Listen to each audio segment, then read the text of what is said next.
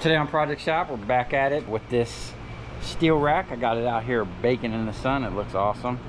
I can see a little overspray on the deck, but the deck's gonna get tore up anyway.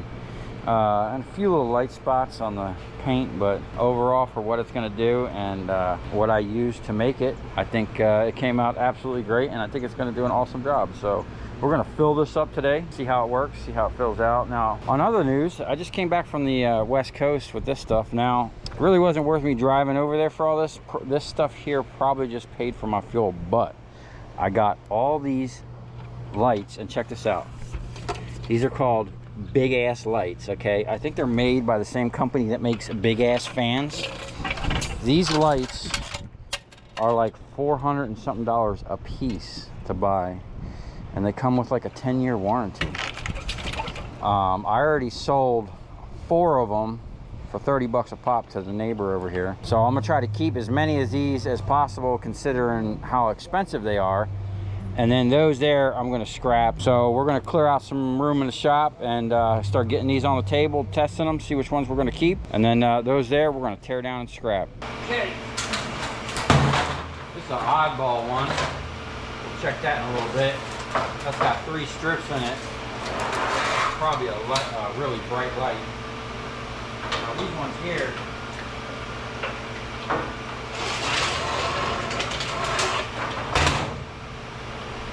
I'm really hoping we get a lot of these at work. And we're just going to check these in the most safe, professional manner I know. And that's just by jamming these into this plug right here. All right?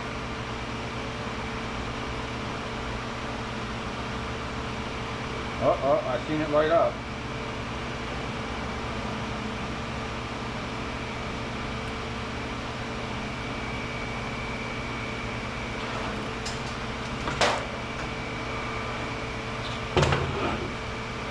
Woo, that is bright. Hard to tell with all these lights on. Oh, shit. Okay, now we're going to see how bright these lights really are. So this is the little storage bay I just took over, and we're still cleaning it out. There's a bunch of clutter in here, but this is the light. If I can reach the thing, this is my light switch right here. Someone even like sprayed paint. It looks like they painted right over the light bulbs, which it's a smart move. That's that light. We'll turn this off so you can see how dark it is in here. And now, let there be light. Boom. These things are super bright.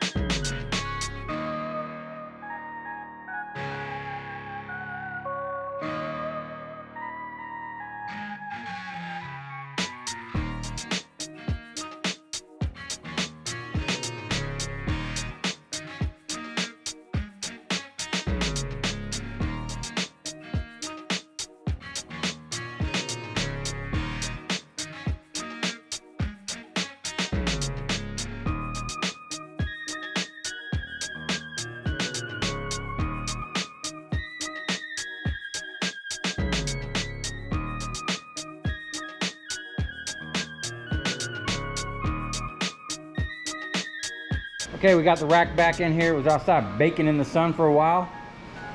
It's always good after you paint something to give it a good couple hours in the sun, man. Really bakes it on there and makes a good hard surface on it. So now, unfortunately, the nice paint job is definitely gonna get messed up. We already got a scratch here. But I'm just gonna start over here. And for now, I'm probably gonna put the aluminum on here, but this is mainly gonna be like a steel rack. I'm gonna get to work loading this thing up and hopefully gain a bunch of space in the shop. All this stuff here, I'm actually gonna take those things apart, and there'll be a rack for that stuff.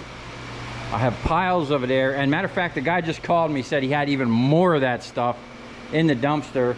I'm gonna try to go get it, but all that stuff back there, all the plexiglass sheets I got, all this all thread, this pipe, we kind of got stuff everywhere because we've been going through the stuff, and pretty much all this stuff over here. Now, that shelf and that compressor is gonna move, and that rack is gonna slide in there like that, and there'll be enough space.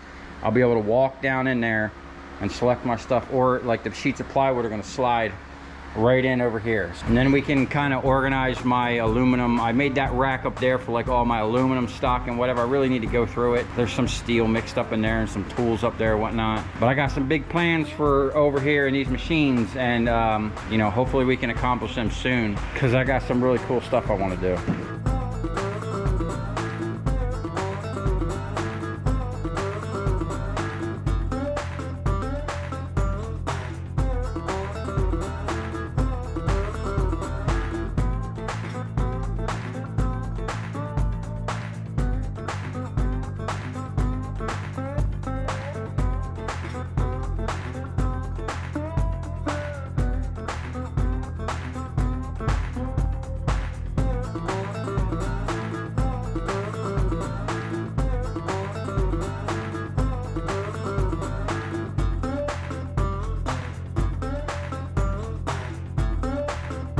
This shelf is going, and I don't even know what's over here. I see some tools, have no idea what's in here. I think this is a safe. It looks like I see a couple spray guns. We got my refrigerant recovery unit, so I can suck down AC units. You know, I'm about to start hitting AC contractors hard, so watch out in South Florida, because if you got some AC contractors, you might have some stiff competition. But anyway, there's a bunch of stuff on here. I think that's gun stuff. Those are the actual guards to the wire stripper. And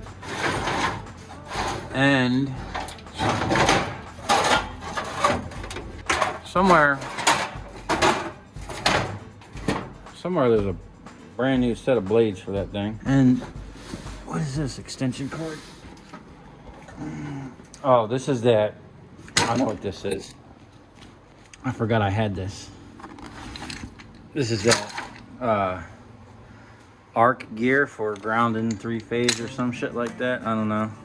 I gotta figure if this is worth selling, or I wanted to take these here and use them on my welder for like welding clamps, but if someone wants this thing, I'd rather sell it.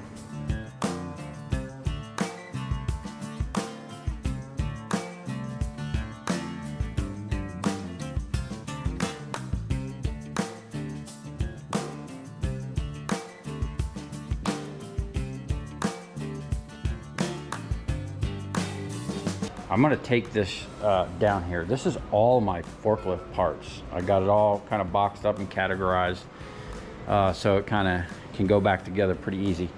I'm gonna take that and move it to the other side where I'm actually gonna restore the thing. And I'm probably gonna move that over there as well, and that. This thing's actually pretty badass. It's probably, I think it was like $4,000 or something like that. I paid $400 for it at an auction. The powder coating's kind of flaking off, but this thing's a beast. If you see in my outro, I'm crushing a can of, actually I crushed a lot of cans in here, if you can see by the paint.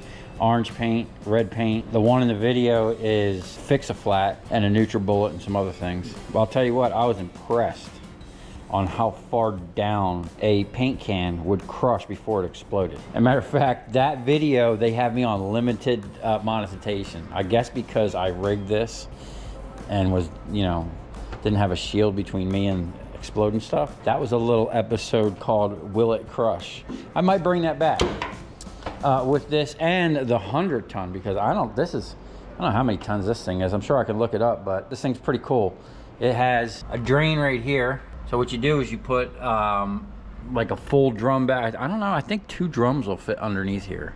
Or no, maybe 1 drum, and then you drain the oil off over into another drum. Matter of fact, I gotta go see if I have an oil filter around here somewhere. But anyway, today what I'm gonna do is work on this whole back corner. Get rid of that, get rid of that, get rid of this. I'm gonna put the air compressor over there so it's really close to the electrical panel and I can hook it up really easy.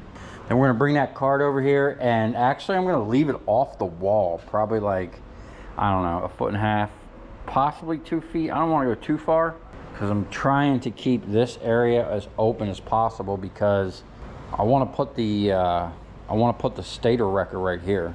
So basically, I'm gonna put a 4x8 sheet on the end of this table. It's gonna stick off like a foot and extend this table, you know, 2 feet on either end. And then the machine will just like sit right here. So this table is actually gonna have to go over and down. Also, I'm gonna break down this shelf. These actual shelves go to the shelving that's in my my little hardware tool room over there. And then these uprights I'm gonna paint and then repurpose somewhere else in the shop.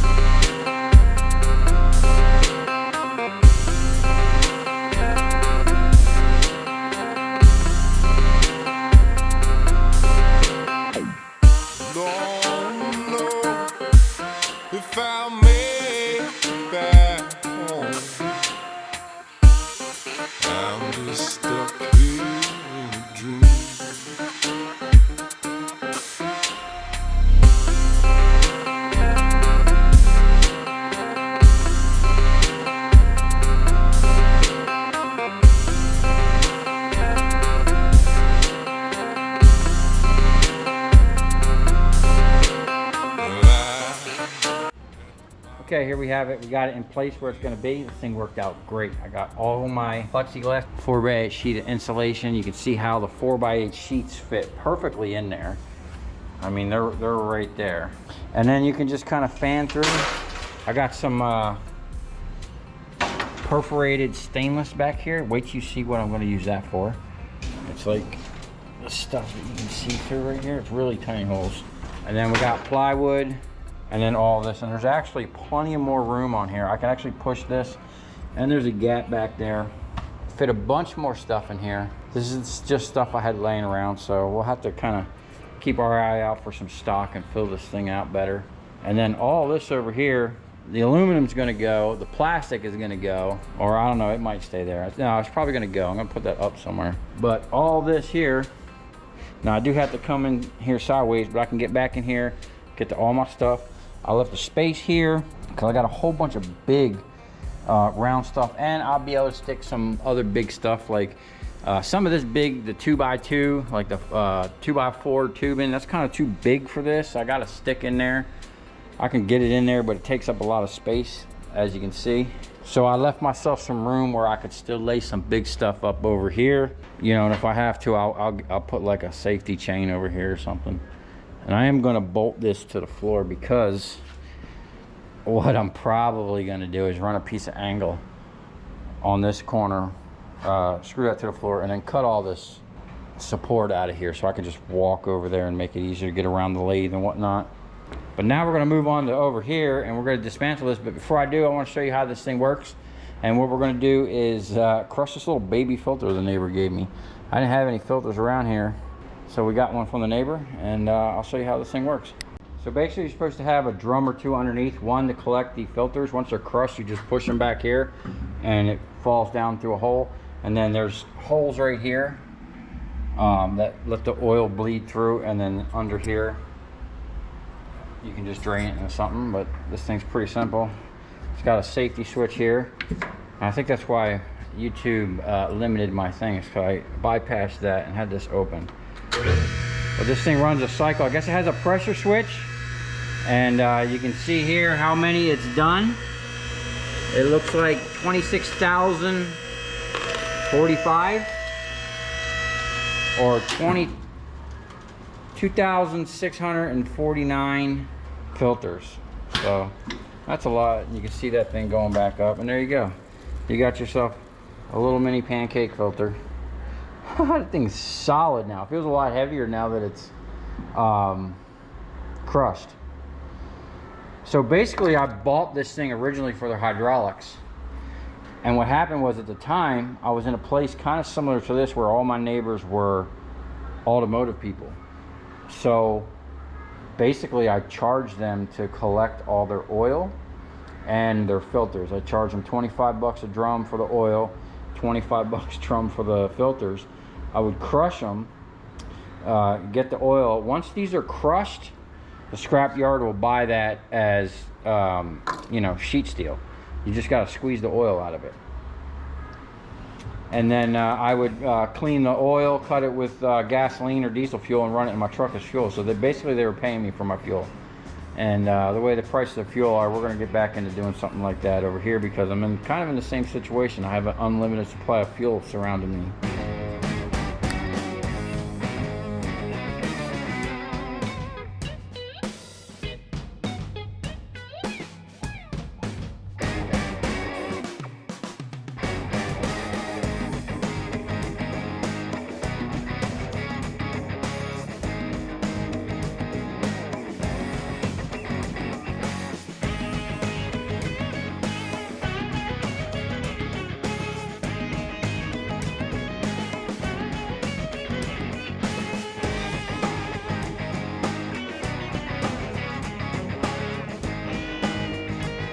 Okay, there you have it for tonight. I'm pretty much done. I still got a lot more stuff to do, but I at least got my goal of getting the rack in there, getting the air compressor over here, getting this whole corner cleaned out. Now what I'm going to do is use this area back here for my scrap, the stuff I'm holding on to make videos, or just any overflow scrap. Now over here, I'm super stoked about this. This is a 5x8 sheet of hockey arena glass. This was actually down there at the Florida Panthers hockey arena. I got a bunch of sheets, and I got the connectors.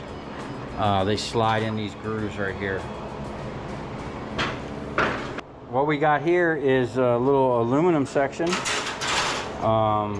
Everything from diamond plate to expanded metal to just like a big piece of sheet. Now none of these are full 4-foot sheets. It's a bunch of half stuff.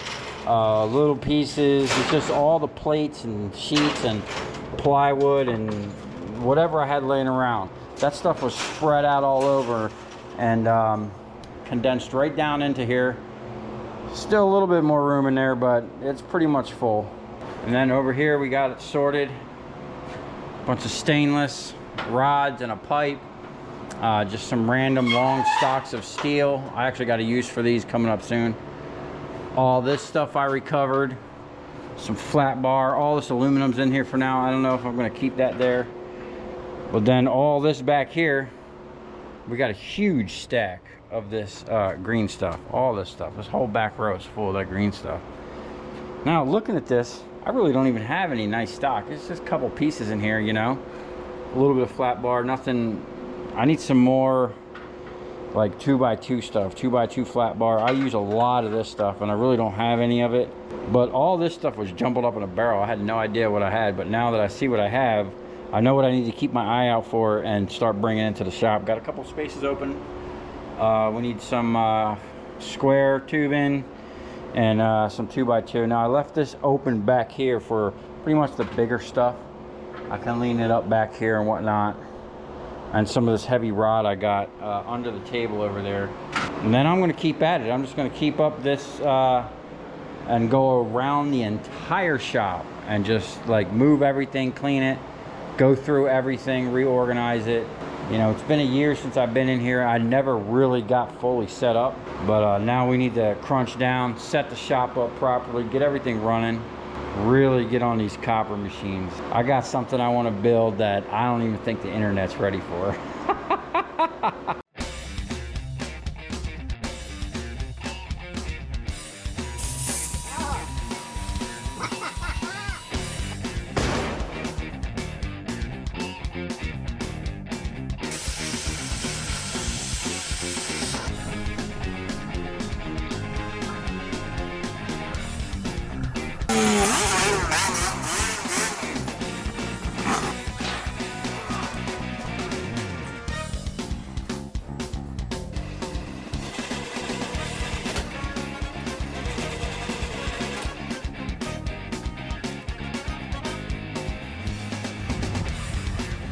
I'll tell you where we're going, right to the scrap yard.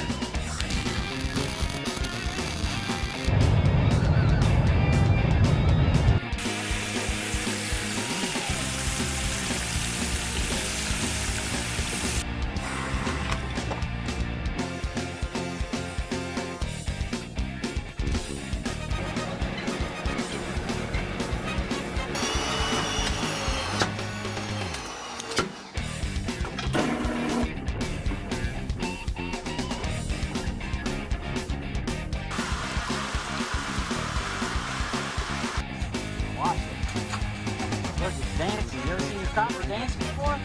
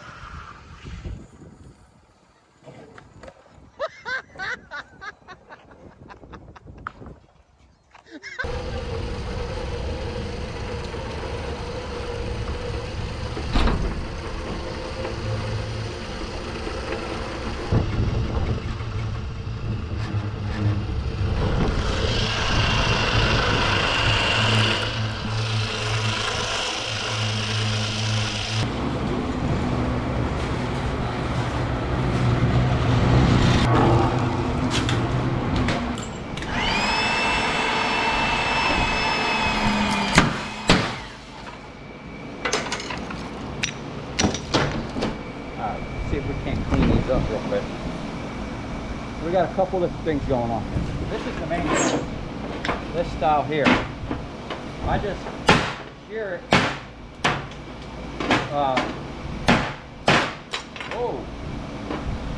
Shear it with the hammer. Same thing with this. Just give it a good whack and break them. Now these are the tough ones. You barely got enough to work with. And sometimes you get on there. Shear that one, shear that one, comes right off. And you don't be wasting time trying to unscrew these things. Find a way to knock it right off with the hammer. Now, having this wedge hammer, I'll show you in a minute why this is the best hammer for cracking transformers. One, this S-wing, for whatever reason, it feels to balance the most.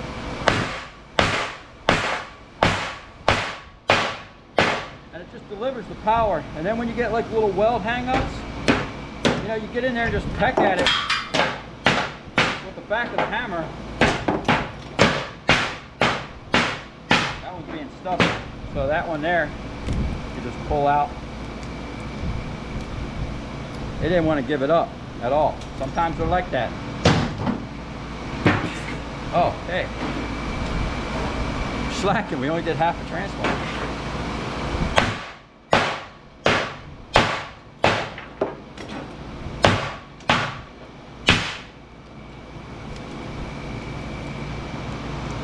See that?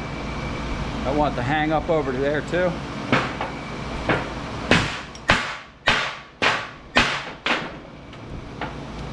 Sometimes they're tough, man. Even when you got a machine. Now these are the ones that were delaminating. Let me see if it's easier just to crack. See that? It gave me all kinds of problems in the machine. You just crack them with a hammer. Sometimes you don't need no fancy equipment.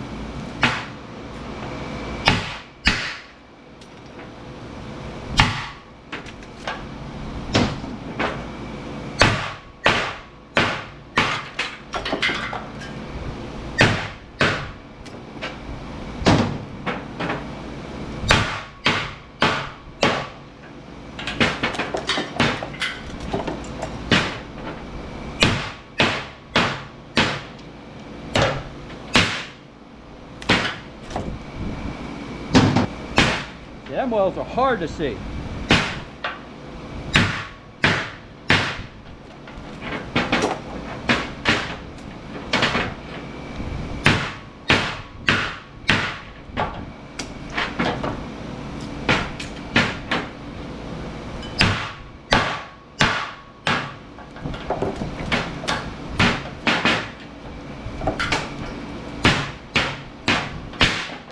We got a clinger.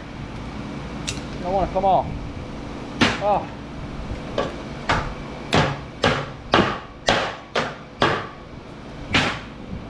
Alright. Oh, we got a whole plate on this. Yeah. My transformer back. Alright, my plate sliding.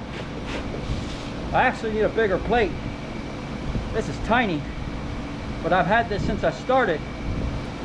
I need like an inch plate on here for some real power. But as you can see, just that little bit of lip. Oh, that's a tough one. Oh, I forgot.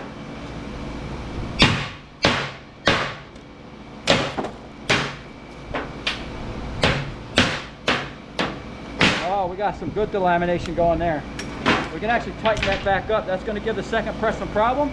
If you're a good guy on the first operation, you'll look out for your guy on the second operation and tighten that up for him so he don't have no slippage. Or you just let him deal with it.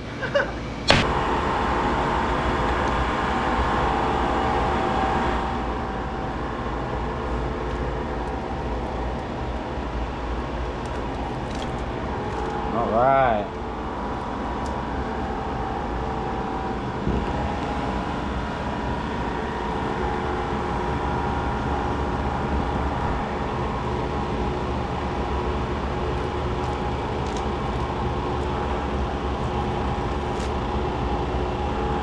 One that wants to mess around and not cut.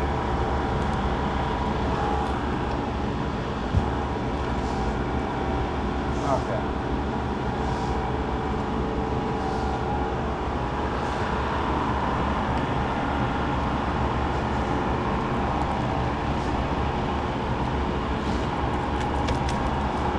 There we go.